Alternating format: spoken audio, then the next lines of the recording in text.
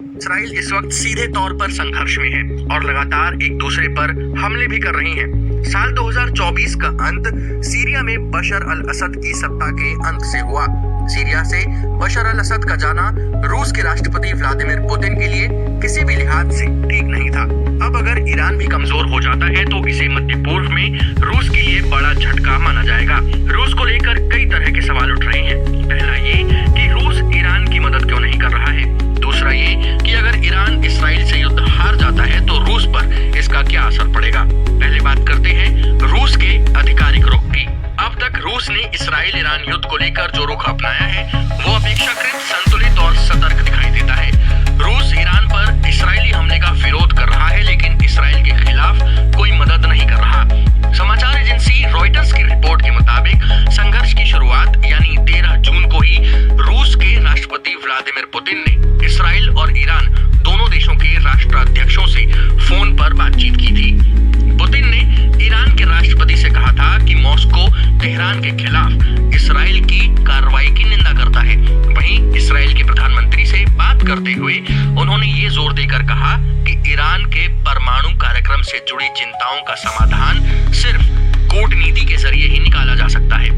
इसके कुछ दिन बाद रूस की सरकारी न्यूज एजेंसी तास ने जानकारी दी कि पुतिन ने संयुक्त अरब अमीरात के राष्ट्रपति मोहम्मद बिन जायद अल नाह्यान से फोन पर चर्चा के दौरान ये भी संकेत दिया कि रूस इसराइल और ईरान के बीच वार्ता की मध्यस्थता करने के लिए तैयार है।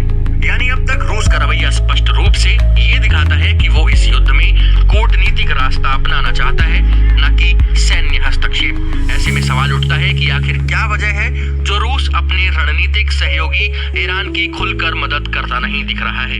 अब सवाल ये है कि ईरान को रूस मदद क्यों नहीं कर रहा है। डॉक्टर राजन कुमार दिल्ली स्थित जवाहरलाल नेहरू यूनिवर्सिटी के रूसी और मध्य एशिया अध्ययन केंद्र में एसोसिएट प्रोफेसर हैं। उनका कहना है कि इसका सबसे बड़ा कारण है कि रूस खुद यूक्रेन युद्ध में उलझा हुआ है और वो अमेरिका के साथ अपने संबंध और नहीं बिगाड़ना चाहता। डॉक्टर राजन कुमार कहते हैं अगर यूक्रेन युद्ध ना होता तो संभव था कि रूस पूरी तरह से ईरान के साथ खड़ा होता, क्योंकि ईरान अब रूस के लिए बहुत अहम सहयोगी देश बन गया है, खासकर सीरिया से रूस के हटने के बाद। दूसरी बात ये कि रूस को खुद हथियारों की जरूरत है, इसलिए वो ईरान को ज्यादा सैन्य मदद नहीं दे सकता। पहले कुछ हथियार जैसे ड्रोन वगैरह ईरान से रूस को मिले थे, लेकिन अब स्थिति उल्टी है, ईरान को ही मदद चाहिए।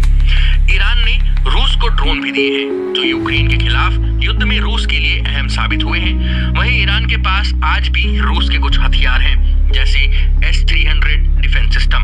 अब बात रूस की चिंताओं की। शंघाई सहयोग संगठन यानी SCO और ब्रिक्स जैसे संगठन ईरान के समर्थन में सहयोग के लिए आगे क्यों नहीं आ रहे हैं।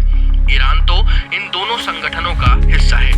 इसके जवाब में डॉक्टर राजन कुमार कहते हैं कि इन संगठनों में सहयोग राजनीतिक और आर्थिक